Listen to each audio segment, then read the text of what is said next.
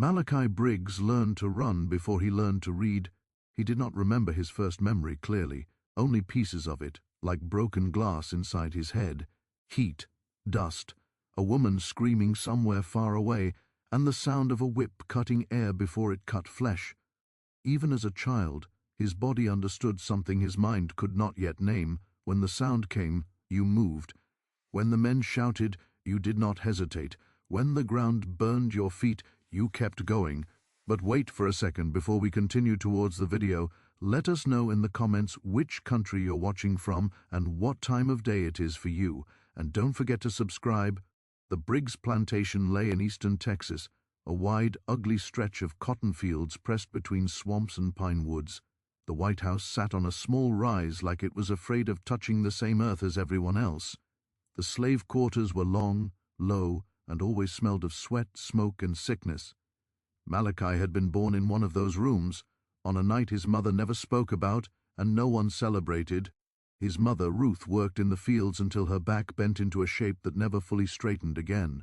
She spoke little, but when she did, she spoke carefully, as if every word cost something. The only thing she ever told him about his father was that he had been sold south when Malachi was still small enough to be carried on one arm. "Don't build pictures of people who can disappear," she once said. "Pictures hurt more when they break." Malachi was tall for his age, even as a boy, with long arms and a quiet way of moving. The overseer, a red-faced man named Harlan Webb, noticed that early. Webb liked quiet ones. He said they were either easy to break or dangerous, and he enjoyed finding out which. By the time Malachi was 14, he was working full days in the field. By 15, he was being sent on errands between the main house and the outer sheds. That was how he learned the layout of the land better than most. He knew where the ground went soft near the swamp's edge, where the pine trees grew close enough together to hide a man, and where the old animal trails cut through the brush like forgotten roads. He also learned how sound carried, how a shout could bounce, how dogs' voices changed when they were on a real trail. On the day everything broke, the heat sat heavy and unmoving, like the air itself had decided to stop breathing. The cicadas were so loud, they made his head hurt. Malachi was carrying a sack of tools toward one of the storage sheds near the tree line when he heard shouting from behind the quarters. At first, he tried to keep walking. That was the rule. Don't look, don't listen, don't let yourself be pulled into something that would swallow you whole. But the shouting was not the usual kind. It had an edge to it, fear in it. Anger, too, but not the simple, lazy anger of men who owned other men. This was sharper. He slowed, then stopped. He told himself he was only resting his arms. The sack was heavy, his shoulders hurt. Another scream cut through the air. He turned. They had gathered near the whipping post. Not the whole plantation, just enough people to make it feel like a crowd, a few field hands, 2 overseers, and Mr. Briggs himself, standing with his hat in his hand, dabbing sweat from his face as if this were an inconvenience. In the center, tied to the post, was a girl. Malachi knew her. Her name was Eliza. She worked in the house sometimes. She laughed easily, which always seemed like a dangerous thing to do. She could not have been more than 16. Her dress was torn. One sleeve hung loose. There was blood on her mouth. Webb was talking, but Malachi couldn't hear the words at first. His ears were full of his own heartbeat. Then he heard Mr. Briggs say calmly, "Make an example." Webb smiled. Malachi did not remember stepping closer, but suddenly he was near enough to see Eliza's hands shaking where they were tied. Her eyes met his for a brief, terrible second. There was a look in them he never forgot. Not fear, not exactly. It was understanding. The whip came down. Once, twice, Eliza screamed. Someone in the crowd looked away. Someone else laughed nervously. By the third strike, Malachi realized what they were doing was not punishment. It was erasing her. Something in him shifted then, not like a single thought, but like a wall inside him cracked. When it was over, they cut her down. She did not move. Mr. Briggs put his hat back on and said, "Get back to work." The crowd slowly broke apart like smoke. Malachi did not remember how he finished his tasks that day. He did not remember eating. He did not remember sleeping. He only remembered the way Eliza's eyes had looked at him, and the way the world had continued as if nothing had happened. 2 nights later, Webb came to the quarters drunk. That alone was not unusual. He walked through the narrow space between the sleeping pallets, kicking at feet, laughing to himself. Malachi lay still, eyes open, watching the shadows move. Webb stopped near Ruth. "Your boy's getting big," he said. too big to be useless. Ruth did not answer. Webb leaned down close enough that Malachi could smell the liquor on his breath. Maybe I'll take him with me tomorrow, show him how things work. Malachi felt his mother's hand tighten around his wrist in the dark. Something in his chest went very cold. The next day, Malachi was sent to carry water to one of the far fields. Webb followed him. They walked in silence for a while, the cicadas screaming overhead. Then Webb said, "You ever think about running?" Malachi did not answer. Webb chuckled. "Don't, they always catch you, and when they do—" He let the sentence hang. They reached a narrow path that cut toward the trees. Webb gestured with his chin. "Go on." Malachi stepped onto the path. A few yards in, Webb said, "Stop." Malachi stopped. Webb's hand rested on the handle of his knife. "You know," Webb said, "sometimes a man just gets tired of looking at the same faces." He stepped closer. Malachi understood then, not with words.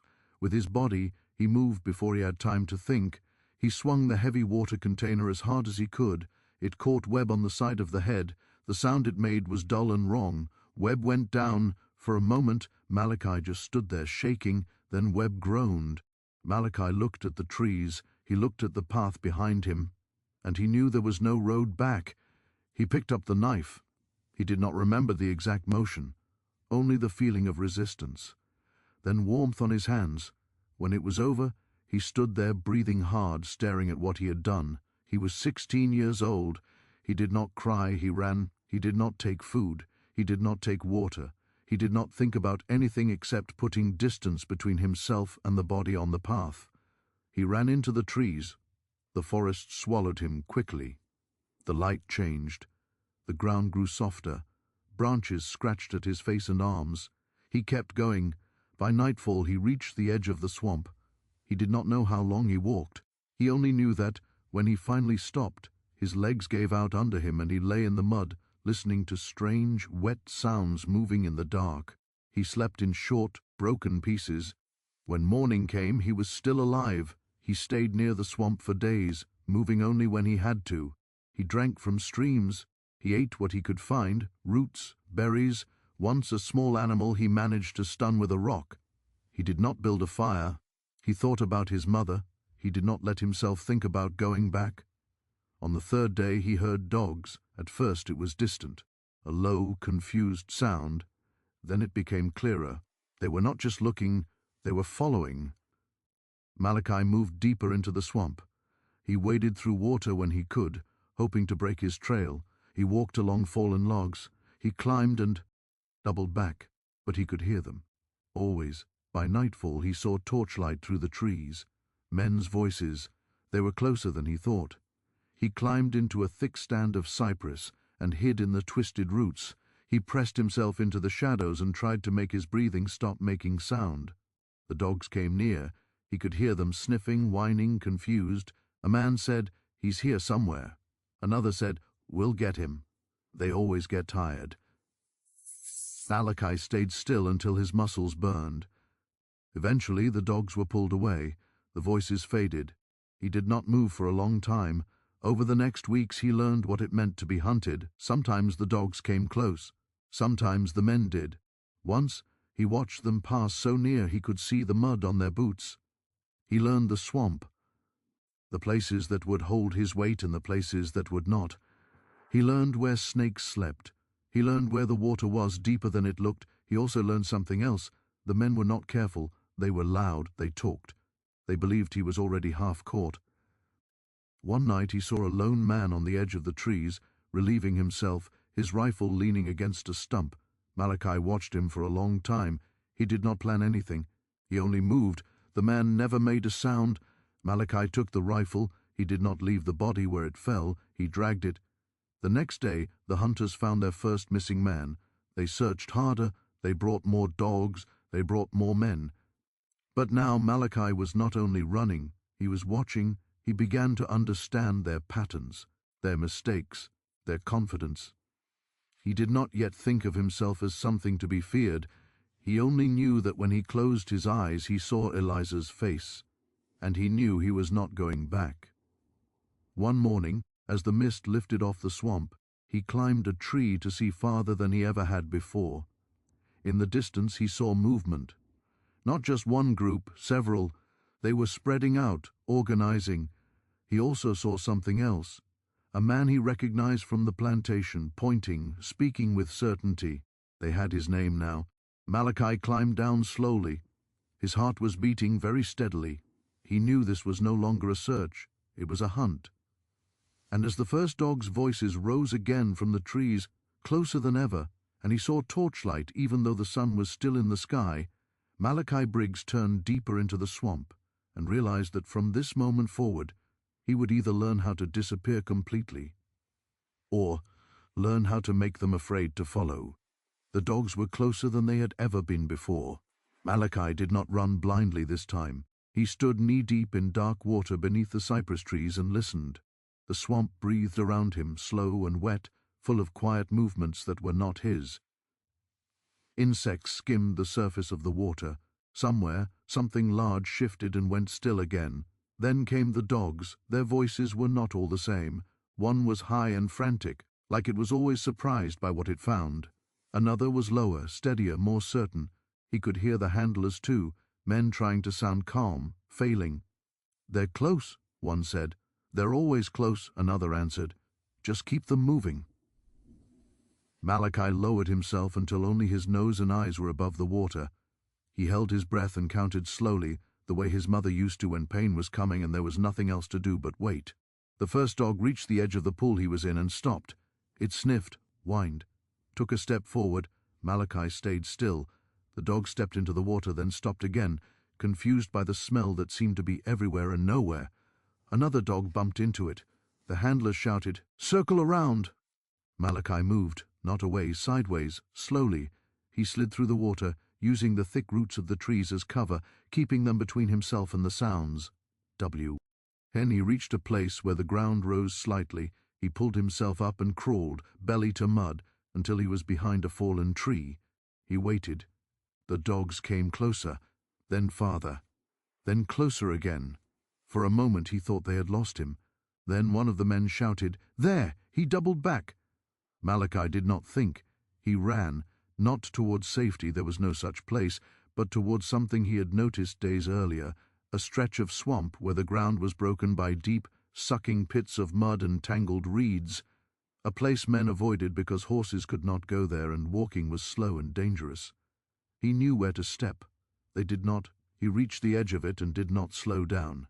He moved across it like a shadow, stepping on roots, logs, small islands of firmer ground. Behind him, he heard a shout and then a scream as someone went down into the mud. The dogs hesitated. The men did not. That was their mistake. Malachi disappeared into the trees again, but this time he did not keep going. He climbed. He found a thick branch high enough to hold his weight and pulled himself up, then moved along it and dropped onto another tree. He stayed there, crouched, breathing through his nose, listening.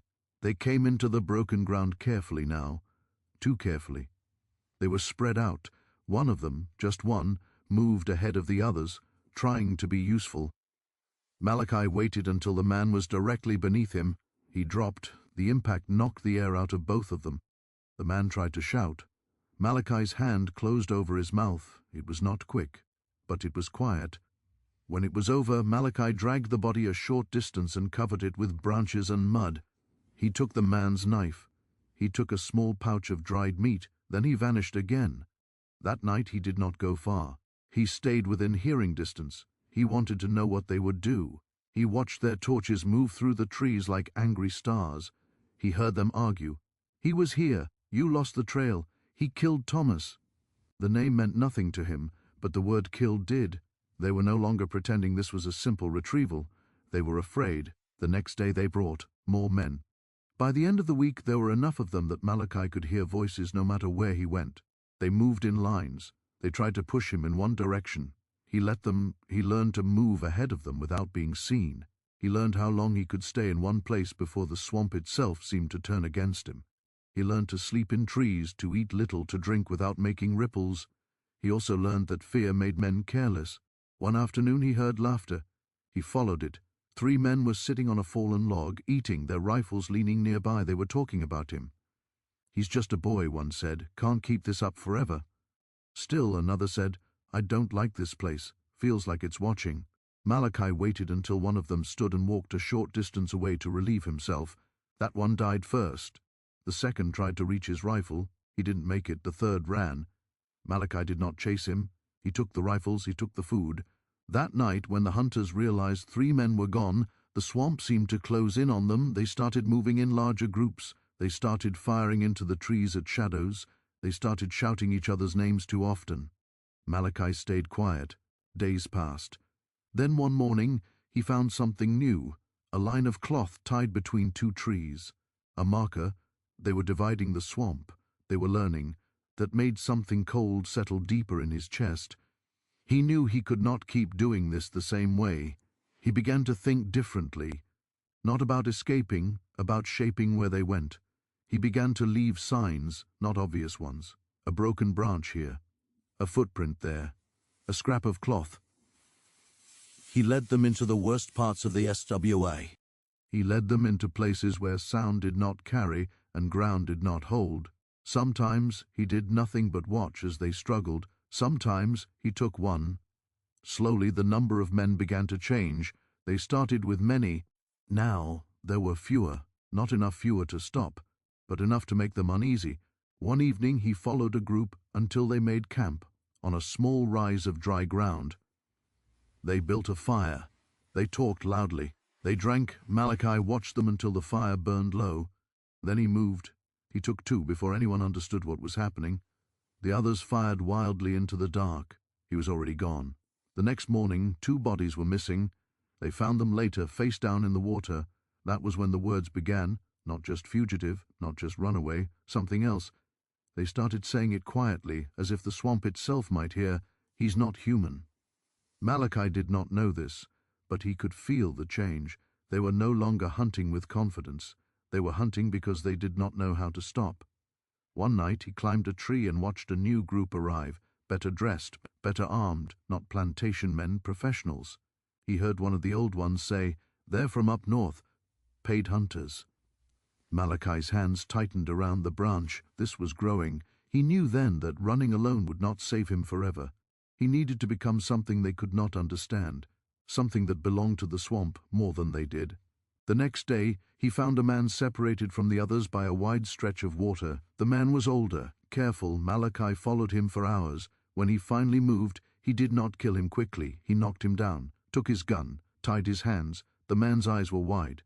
"Please," he said, "they'll pay you for me, more than I'm worth dead." Malachi did not answer. He dragged the man to a tall, bare tree near the edge of a clearing. The man began to cry. Malachi worked in silence. When he was done, he stepped back and looked at what he had made. The man hung there, not yet dead, his feet just off the ground, struggling. Malachi turned away before it was over. He disappeared into the trees. That evening the hunters found him. They did not take him down right away. They stood and stared. No one spoke. Something had changed. This was no longer just about catching a runaway. This was something else now. And, as Malachi watched from far away, hidden in the deepening shadows, he understood that the swamp was no longer just a place to hide. It was becoming a place where men learned fear. They did not cut him down until morning. The body hung through the night, turning slowly in the wet air, creaking as the tree moved. When daylight came, the men gathered around it like they were looking at something that had fallen out of a story and into their world by mistake. No one spoke at first. Then one of them said, "This ain't right." Another answered, "He's making a point." They took the body down and laid it on the ground. The man's face was swollen and dark. His eyes were still open. Someone crossed himself. By noon, word had already started moving. It did not move fast, the way news sometimes does when it is exciting. It moved slow and heavy, the way bad weather does, rolling from one place to another, darkening everything it touched. By the time the sun went down, the nearest towns had heard there was something wrong in the swamp. By the second day, the word hanging had been added. By the third, the word monster. The plantation owners did not like that word. It made things sound out of control. So they used another one, bounty. They met in a house with wide porches and clean floors and talked about losses, about money, about order. Someone said, "If we don't stop this, people will start thinking they can just vanish." Someone else said, "He's already got men scared to go in there." The number was decided quietly, then raised again, not because they thought Malachi was worth that much. But because fear is expensive, the next wave of men arrived with horses, better rifles, and faces that did not belong to the land. They did not talk much. They listened. Malachi watched them from the trees and felt the shape of the hunt change. These men moved differently. They did not shout, they did not wander, they marked places, they spoke in low voices, they tested the ground before they stepped. One of them found a place where Malachi had crossed water days earlier and said, "He's learning." Another answered, "So are we." Malachi moved deeper. He began to sleep in places no one would think to look, in the bent trunks of trees, on narrow shelves of dry ground surrounded by water. Once, in the hollow of a fallen cypress that smelled like rot and insects, he stopped killing often. He started choosing. One night, he followed two men who were arguing. "You're too slow," one said. "You're too loud," the other answered. They separated. Malachi took the louder one. The other never knew how close he had come. When they found the body, they did not panic. They studied it. One of the new men crouched and said, "He's watching us." Malachi did not know they said that, but he began to understand that fear was not only something that happened, it was something you could plant. He started leaving things where they would be found: a boot, a hat, a rifle, carefully placed against a tree. Once a man's coat, folded neatly, with nothing else nearby. The hunters began to talk less and listen more. They started checking behind themselves. They started sleeping in tighter circles. That made it harder, but not impossible. The swamp did not belong to them. One afternoon, Malachi found a place where the trees grew in a rough ring around a stretch of dry ground. The light there was strange, broken. He waited. A group of 4 men came through. They were careful. They were good. Malachi did not attack them. He followed them all day. They never knew. At dusk, one of them lagged behind to fix his boot. Malachi took him and was gone before the others noticed the absence. They searched for him until dark. They found him hanging the next morning. That was the second tree. The number did not matter yet, but the idea did. Now it was not an accident. It was a pattern. The bounty doubled. Men came from farther away. Some of them came because of the money, some because they wanted to be the one. Malachi listened to them talk when he could. They told stories about him. Some said he was huge. Some said he moved like smoke. Some said he had killed more men than anyone could count. The truth was smaller, but growing. One night, he followed a man who had followed him for most of the day without realizing it. The man was good. He read the ground. Well, Malachi only knew because he had made a mistake. He led the man into a place where the swamp narrowed and the trees grew close. He turned suddenly. They saw each other at the same time. The man raised his rifle. Malachi threw himself aside as the shot exploded, and bark flew from the tree behind him. They ran, not away from each other, toward. They collided in the brush. The man was strong, so was Malachi. The fight was short and ugly. When it was over, Malachi sat in the mud, breathing hard, and looked at the man's face. He did not hang this one. He left him where he lay. That night he thought about how close it had been. He began to understand something else. This would not end, not by hiding, not by running. They would keep coming. More men, better men. The only way this ended was if the swamp itself became something no one wanted to enter. He began to plan in small, quiet ways. He learned where the trails converged. He learned where men liked to rest. He learned where sound carried farthest. And he began to imagine trees not as cover, but as signs. The third hanging happened near a narrow path that everyone used. They found it at dawn. The fourth was 2 days later. After that, the number started to move faster, not because Malachi was killing more, but because the hunters were making more mistakes. They went out in pairs, then in threes. They argued.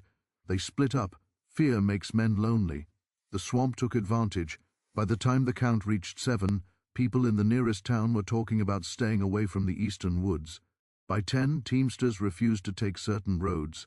By 12, someone wrote a notice warning travelers. Malachi did not see any of this, but he felt the change. The swamp felt different, quieter, as if it were listening too.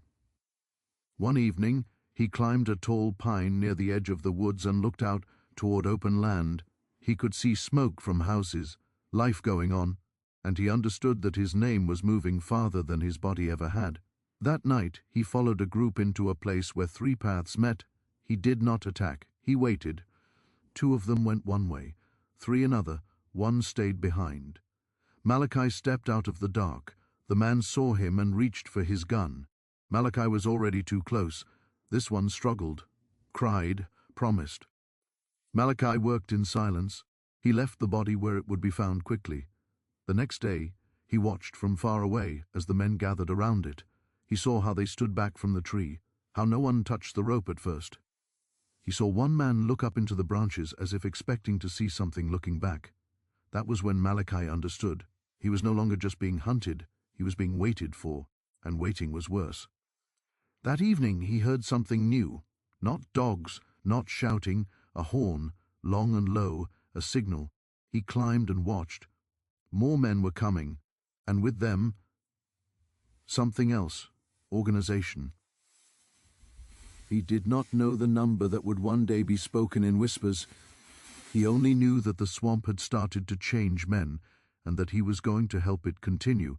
The first time Malachi heard his own name spoken by someone who had never seen him, he was crouched in the roots of a cypress, watching a new group of men enter the swamp. They came in from the north side, careful and quiet, with a confidence that came from not yet understanding where they were. One of them, a thin man with a narrow face, said, "They call him Malachi Briggs." Another answered, "They call him worse things than that." Malachi did not move. He listened. "He's left 13 hanging," the thin man said. "Some folks say more." "That's just stories," someone else said. "A man's a man." "Maybe," the first one answered, "but this one's been living out here like he was born to it." They moved on. Malachi stayed where he was until the sounds were gone. His name felt strange in his head, spoken by mouths he did not know. It felt heavier than it should have. Over the next weeks he heard it more, in different voices, with different shapes. Sometimes it was said like a curse, sometimes like a challenge, sometimes like a warning. He began to understand that he was no longer just a man moving through trees. He was becoming something that moved ahead of him. The swamp started to show him things, not in words, in patterns. He noticed that men avoided certain paths now, that they hesitated at certain clearings, that some of them refused to go past certain trees, even when ordered. He noticed that fires were built closer together, that voices dropped at night. He also noticed something else. People were starting to come into the swamp who were not there to hunt him. One night he heard soft footsteps and nearly killed the man who made them before he saw the way he held his hands. The man was thin, with scars on his back that told their own story. "I ain't here for you," the man whispered. "I'm here because of you." They stared at each other, in the dark. The man said, "They say you know how to make it through." Malachi did not answer. The man swallowed. "I got a sister still back there." Malachi understood then. He did not speak, but he did not leave. The man took that as an answer. It was not the last. Over time others came, not many, just enough to change the shape of things. He did not lead them openly. That was too dangerous. But sometimes he would leave signs that only someone desperate would follow. A piece of cloth tied low, a branch broken in a way that did not look like accident. He began to see faces that reminded him of the quarters. He began to see fear that was not about him, and he began to feel something that was not quite hope and not quite anger. It made him careless once, only once. He followed a trail that looked too clean, too easy. He realized it too late. The shot missed him, but it was close enough that he felt the wind of it. He vanished into the trees and did not stop until night. After that he was more careful. The hangings continued, but slower, more deliberate. He chose places where the trees stood alone, where the bodies would be seen, not hidden. The count was not something he kept track of, but others did. By the time the number reached the 20s, people stopped saying it out loud. They said so many instead, or too many. In one town, a preacher said it was a sign. No one agreed on what. The men hunting him were not all the same anymore. Some were there for the money, some were there because they had lost someone, some were there because they were afraid of what would happen if they were not. And then one day, Malachi heard a voice he recognized. He froze where he stood. The voice was older now, rougher, but he knew it. He climbed and watched. The man stood with 2 others near a narrow stretch of higher ground. He was pointing, talking, showing them something. Malachi's stomach tightened. It was Isaiah. Isaiah had been on the plantation, older than Malachi, strong, quiet. They had worked the same fields, shared water once. Isaiah had been sold 2 years before Malachi ran, or so Malachi had thought. Now he was here, wearing a coat, holding a rifle, pointing at the ground like he knew it. Malachi did not understand at first. Then he saw Isaiah bend and touch a broken branch, the kind Malachi used. Isaiah looked up and said something Malachi could not hear. The men nodded. They moved. Malachi moved too, but the shape of the day had changed. He stayed far back. He watched Isaiah lead them, not straight to him, but close, too close. That night, Malachi did not sleep. He moved, he doubled back. He crossed water twice. He climbed and watched. By morning, he was sure. Isaiah was not guessing. He was reading, and he was good at it. Malachi remembered Isaiah's eyes, how he used to watch people, how he never spoke much. He remembered thinking once that Isaiah would survive anything. He had been right, but not in the way he expected. The next 2 days were the closest anyone had ever come. Once, Malachi heard them talking less than 100 yards away. Once, he saw Isaiah stop and listen and then change direction. Toward him. On the 3rd day, Malachi made a decision. He would end it, not the hunt, but the trail. He found a place where the swamp narrowed into a series of dry islands connected by shallow water, a place with only a few ways through. He waited. Isaiah came with 4 men. They moved carefully. Malachi led them. He took one from the back first, then vanished. The men shouted. They fired. Isaiah did not. Isaiah knelt by the body and looked at the ground. He stood, said something. They spread out. Malachi took another. Then another. The 4th ran. Isaiah did not. Isaiah waited. Malachi circled. They saw each other at the same time. For a moment neither moved. Isaiah's face was tight. "Mal," he said.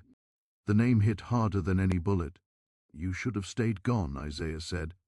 Malachi did not answer. "You can't keep this," Isaiah said. "They'll never stop." Malachi said quietly, "Neither will I." Isaiah's mouth tightened. They moved. It was fast. Both of them knew how to fight, but Malachi had the swamp. Isaiah went down in the water, coughing. Malachi stood over him. He did not kill him. He took his rifle. He said, "Don't follow me again." Isaiah lay there, breathing hard, looking up at him. "I didn't want to," he said. Malachi left. That night he did not feel victory. He felt something like grief. 2 days later the trap was sprung. It began with silence. No dogs, no shouting, no careless movement. Just absence. Malachi moved slowly, suspicious of every step. He felt it before he saw it. The wrong quiet. Then the first shot came from his left. He threw himself down as the ground beside him exploded into dirt. More shots from the right, from behind. He ran, straight into men he had not seen. They had waited. They had learned. They had used someone who knew him. He fought. He broke through. A bullet tore across his side, hot and sharp. He did not stop. He did not know how long he ran. Only that when he finally fell, it was into a narrow cut of rock and earth half hidden by brush. He crawled, he bled, he dragged himself into darkness, and outside, above him, he heard men shouting that they had him now. Malachi did not know how long he lay in the dark. At first there was only pain. Not a sharp pain anymore, but a deep, spreading heat that made his thoughts come apart into small, useless pieces. He could hear his own breathing too loud in his ears. He pressed his hand to his side and felt wetness. He was bleeding more than he should. The narrow cut in the earth smelled of damp stone and old water. It was not a cave, not really, more like a long wound in the ground, half covered by roots and brush. Just deep enough that a man could disappear into it if no one was looking too closely. Outside he heard voices. "They went this way. He's hit. Circle around. Don't rush in." They were careful now. That scared him more than shouting ever had. He crawled deeper, using his elbows and knees, leaving a dark smear behind him that he did not look back at. The space narrowed until he had to turn his head sideways to breathe. He stopped because there was nowhere else to go. He lay there and listened. Boots on leaves, men talking in low voices, a dog whining, then the sound of something heavy being dragged. "Block the far side. Watch the rocks." He can't have gone far. Malachi closed his eyes and tried to slow his breathing. He thought of his mother, not her face. The sound of her voice counting quietly when pain came. He counted outside. Something changed. The men were not moving randomly anymore. They were settling in, making a ring. He understood then that this was not another sweep. This was a waiting. The first night passed in pieces. He drifted in and out of dark, shallow sleep.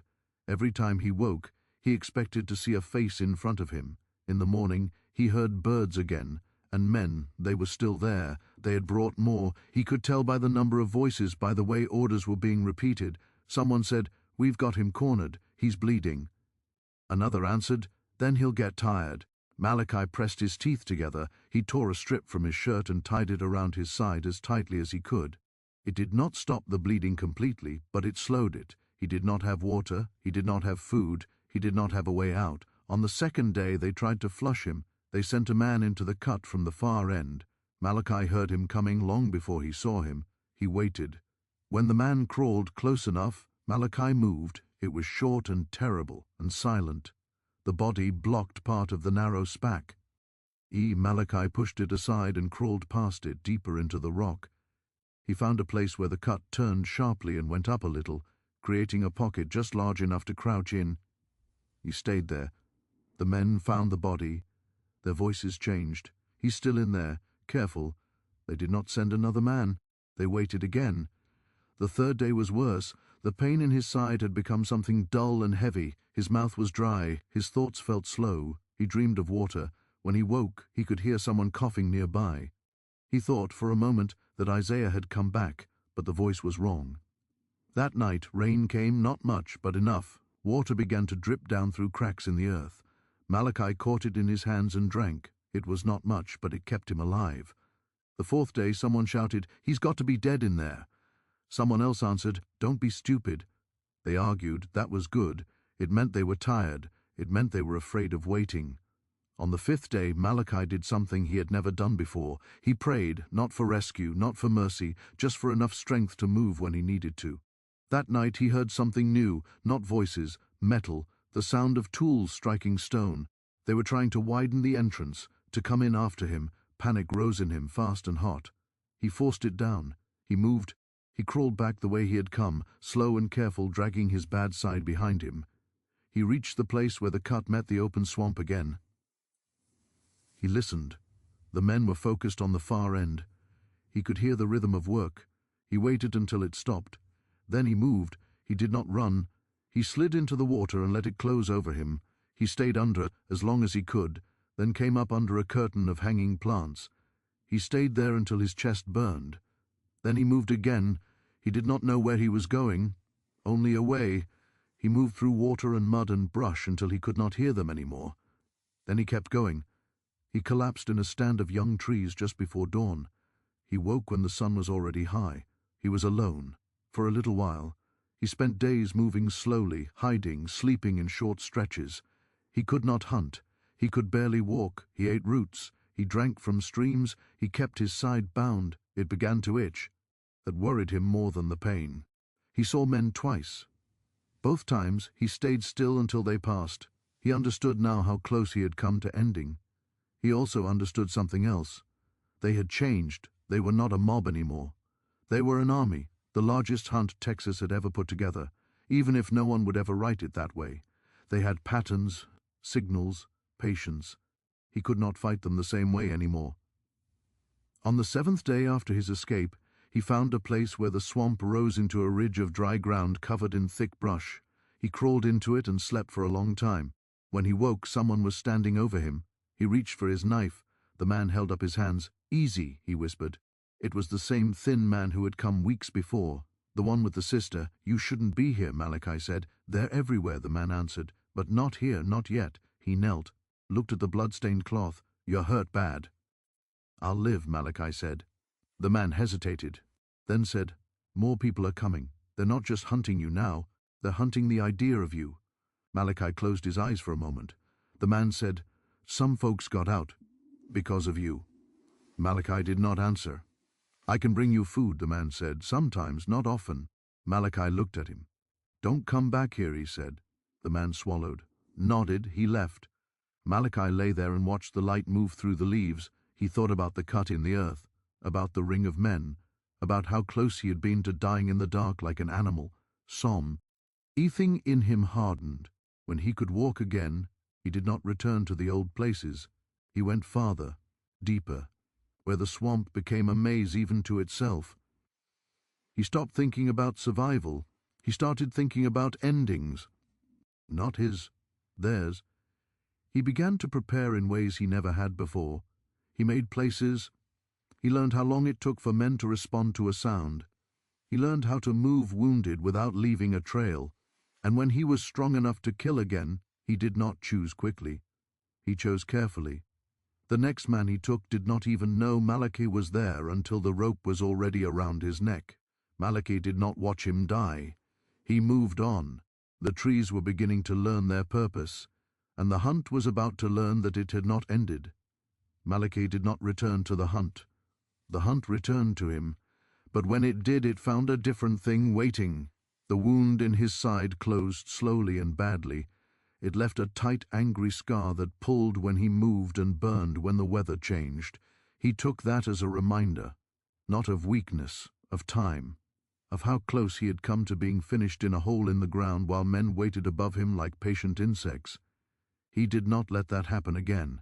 He stopped thinking in days. He began to think in distances, in responses, in habits. He learned where groups always slowed down, where they always relaxed, where they always argued. He learned which men were sent ahead and which ones stayed back. He learned which voices belonged to leaders and which to men who only pretended they were not afraid. He built places, not shelters, stations, small, hidden points where he could wait, watch, and vanish. Trees with notches only he would notice. Narrow strips of dry ground that looked like nothing unless you knew exactly how to step onto them. Paths through water that erased themselves behind him. He also began to mark, not randomly, with intent. The next body was found hanging from a lone oak at the edge of a narrow ridge. What made it different was not the hanging, it was what was on the man's chest. Malachi had cut a simple mark into the cloth of his shirt, a shape that did not mean anything, but looked like it should. They did not understand it. They talked about it anyway. The third man after that was left with the same mark, then the fourth. The rumor began before the meaning. Some said it was a sign, some said it was a count, some said it was a warning. Malachi did not care what they thought it was. He only cared that they saw it. The hangings began to spread, not deeper into the swamp, outward, closer to paths, to roads, to places where men expected to be safe. This changed the tone. Men who had never intended to go into the eastern woods began to worry. Teamsters stopped traveling alone. 2 small towns organized night watches. The hunters did not like this. It meant their work was being seen. It meant their failure was becoming public. They brought in more men. They brought in soldiers. They brought in someone new. Malachi first heard about him from voices carried over water. He's not like the others. He don't chase, he waits. He caught 3 men in Arkansas last year, all alive. Malachi listened. He did not change anything, not yet. He watched how the new man moved. He watched how the others listened to him. He saw how patterns shifted around that quiet center. So he shifted too. He began to use time. He would take 1 man and then disappear for days. Let the swamp settle. Let them start to believe they had pushed him farther away. Then he would take 2 in one night from different places and leave them both hanging by morning. With the mark, the count climbed, not all at once, but steadily. Men began to talk about numbers the way people talk about storms. Not if, when. He stopped killing the careless. He killed the careful. He learned to feel the difference. One evening, he followed a group that moved too well to be amateurs. He stayed with them until night. They set a quiet camp. No fire, no loud talk. Malachi waited until one of them moved just a little too far from the others to relieve himself. That one did not come back. The others noticed. They did not shout. They formed a circle. They waited. Malachi waited too. Hours passed. Finally, one of them said, "He wants us to move." They did not. At dawn they found their man hanging from a tree just far enough away that he had been invisible in the dark. The mark was on his chest. After that, the professional hunters stopped joking. The soldiers stopped acting like this was training. They started checking trees before they checked ground. They started looking up. That pleased Malachi more than anything else, because it meant he had changed the way they saw the world. The man who did not chase began to get closer. Malachi felt it before he saw it. traps that were not meant to be obvious, movements that were not meant to scare him, waiting.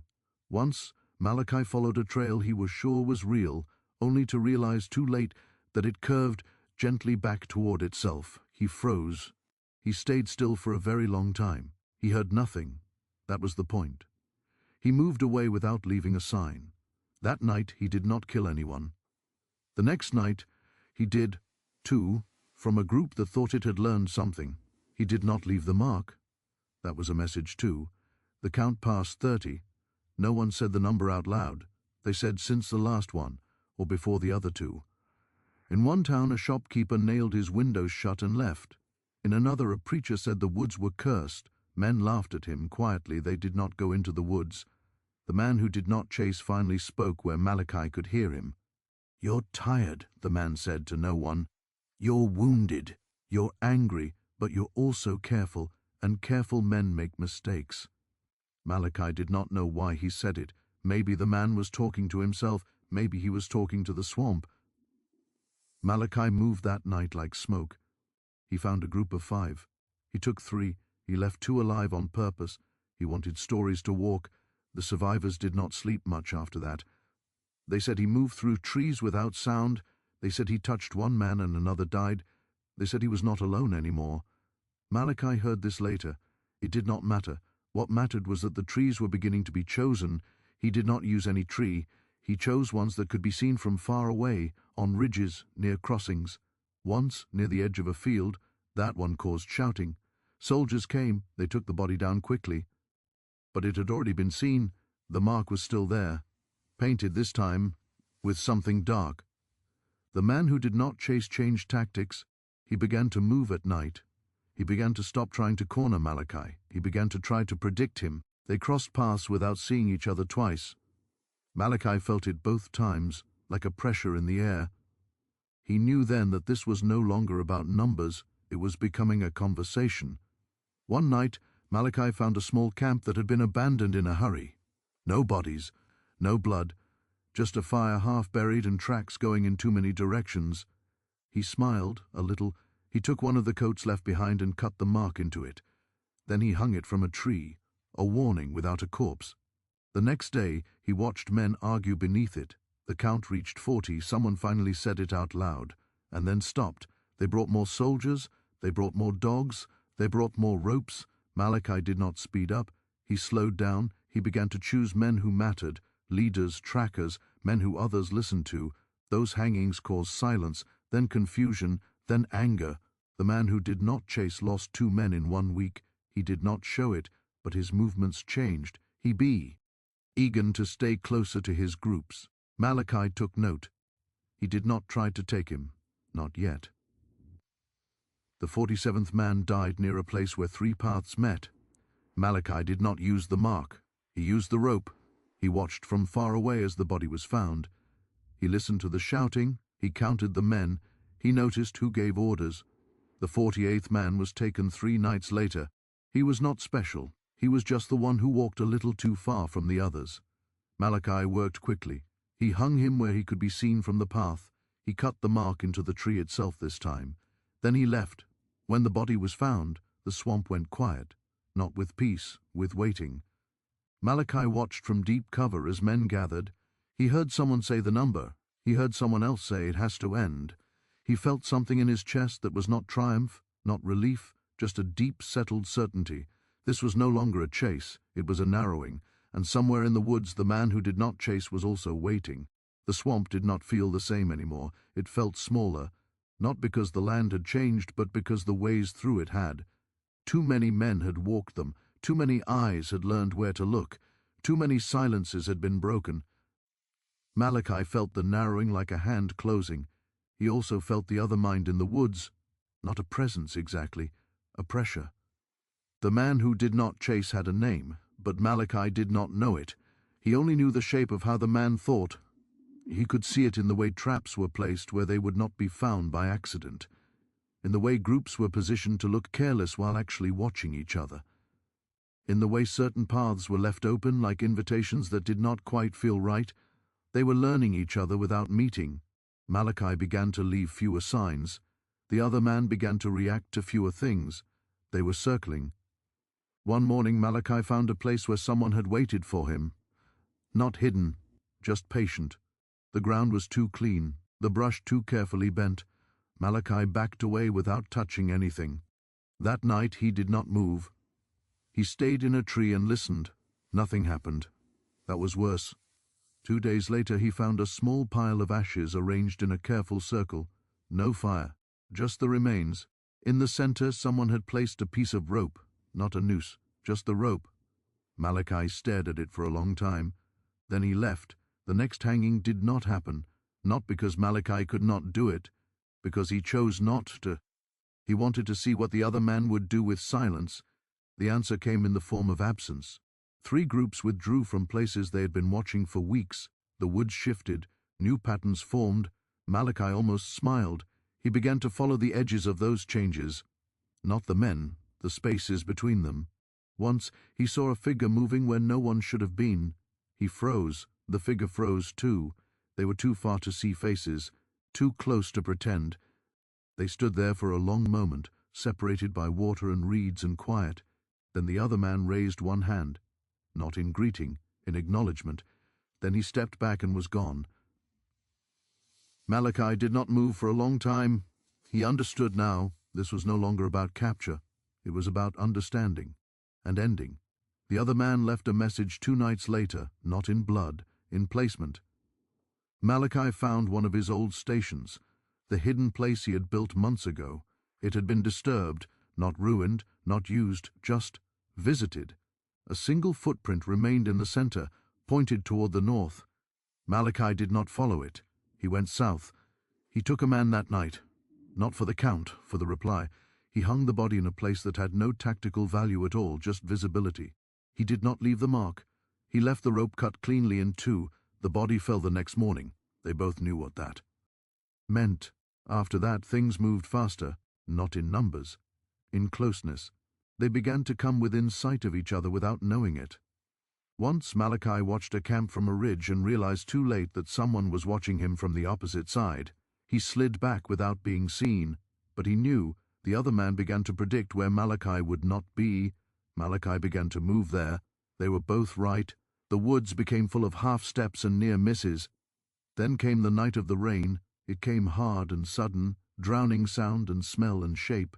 Malachi moved because he knew they would. He followed a narrow, rising strip of ground that cut through a low part of the swamp. Halfway across he felt it, not a sound, a wrongness. He stopped. The shot came from his right. He was already moving. He fell into the water as the bullet tore through the place where he had been. More shots, from the other side. They had let him come. He swam under, came up behind a fallen tree and ran, not away, sideways. He heard shouting, then a voice that did not shout, "Don't chase." That voice again, the one that did not hurry. Malachi changed direction. He climbed, he waited, he moved like he was being watched, because he was. They did not try to close the trap. They followed, slowly, patiently. He lost them, or thought he did. 3 days later, he found a camp that should not have been there, too well placed, too quiet. He did not go near it. He went around and found something waiting for him, a shallow pit, carefully covered. He stopped with 1 foot in the air. He backed away. He laughed once, quietly, out of something like respect. He changed the shape of his movement again. He began to act as if he were wounded, slow, careless. He left signs, too many signs. He let them see him from far away once. Just a shape, just a shadow. They followed. He led them into a place where the ground looked solid and was not. 3 men went down into mud before they understood. 2 got out, 1 did not. Malachi did not kill any of them. He watched from a tree as they struggled. The voice that did not shout gave orders, calm, precise, efficient. They left. Malachi understood then. The other man was not trying to win by force. He was trying to win by not losing. He was waiting for Malachi to make the first real mistake. So Malachi made a different kind of move. He went back, not toward the deepest swamp, toward the edge, toward places that were no longer watched, because everyone assumed he would not go there. He moved in daylight. He moved where there were almost people. He took a man from a group of soldiers near a road and vanished. He did not hang him. He left him in the open, alive, tied. The message was clear: I can be anywhere. That night, the woods filled with movement, too much. Malachi went still. He climbed and stayed there for a day and a night, On the second night he saw a single figure walking alone along a narrow ridge, no escort, no noise, just walking. Malachi followed. The man stopped in a place where 3 trees leaned together like a broken gate. He said without turning, "You're closer than you think." Malachi did not move. The man said, "I know why you choose trees. I know why you leave space. I know why you don't always kill." Malachi stepped out. They faced each other across 10 paces of leaf and shadow. The man was not big, not small, just balanced. "I'm not here to talk you in," the man said, "and I'm not here to rush you." Malachi said nothing. "I'm here because this can't keep going," the man said. "Not like this." "Why?" Malachi asked. "Because it ends with you dead," the man answered. "Or with a lot more dead before that." Malachi looked at him. "Both are already true," he said. The man nodded once. "That's why this is the last stretch," he said. They stood there for a long time. Then the man stepped back into the trees and was gone. Malachi did not follow. He knew where this was going now. The woods were too small for both of them, and only one of them would decide how it ended. After that night, the swamp held its breath. Not in silence. There were always insects, always water, always something moving, but in the way a room feels when 2 people are waiting for the same door to open. Malachi did not kill again. Not because he could not, because he did not need to. The shape of things had already narrowed to a single path, even if no one could see it yet. He moved less. He stayed in fewer places longer. He began to feel where the other man was not, by where the woods felt too empty. Once he found a place where birds had gone quiet for no reason. He turned away. Once he found a path where the ground was too clean. He did not step on it. The man who did not chase was doing the same. They were removing the world from between them. 3 days passed, then 4. The soldiers and hunters waited and argued and moved and waited again. They no longer understood the shape of their own hunt.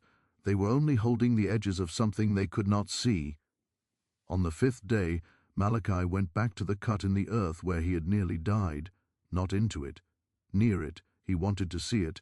The place looked smaller than it had in memory. He stood there for a long time, touching the scar in his side through his shirt. He did not know why he had come. Then he felt it, the other mind. Not close, but aligned. They were moving toward the same center. That night, Malachi climbed a ridge of dry ground that rose like an island from the swamp.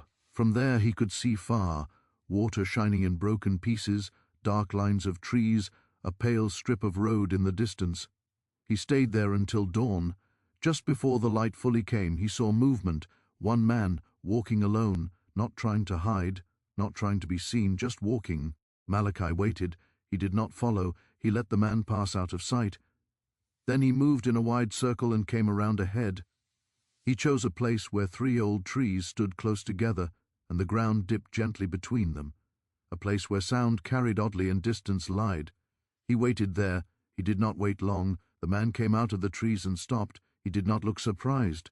He said, "You always pick places where the land makes decisions." Malachi said nothing. The man took off his hat and hung it on a low branch. Then he stepped into the open. "My name doesn't matter," he said, "but if you want one, it's Samuel." Malachi did not answer. Samuel looked at the trees, at the ground, at Malachi. "You're not going to run," Samuel said. "No," Malachi said. Samuel nodded. "Neither am I." They stood there, 2 men in a place that had eaten many others. "You could have killed me before I got here," Samuel said. "Yes," Malachi said. "Why didn't you?" Malachi thought about it. "Because then you wouldn't be here," he said. Samuel almost smiled. "That's fair." They circled each other slowly, not like fighters, like men walking around something fragile. "You know how this ends," Samuel said. "Do you?" Malachi asked. Samuel's eyes stayed on him. "It ends with one of us not walking away." Malachi said, "Or neither." Samuel considered that. "Yes," he said, "or neither." They stopped. The swamp seemed to lean in. Samuel said, "They'll keep coming if you die." Malachi said, "They'll keep coming if I live." "Yes," Samuel said, "but differently." Malachi did not answer. "People are already leaving because of you," Samuel said. "That doesn't stop because you win today." Malachi said, "This isn't about winning." Samuel looked at him for a long time. "No," he said, "it's about deciding." They stood there until the light changed. Then Samuel moved, not fast, not slow, just enough. Malachi moved too. The first shot went wide. The second cut bark from a tree. Malachi dropped and rolled and came up behind one of the trunks. Samuel did not rush, he did not chase. He waited. They moved through the trees like echoes. Each step was chosen. Each pause meant something. Malachi felt the old scar pull and burn. He ignored it. He changed direction suddenly and came out behind Samuel. Samuel was already turning. They fired at the same time.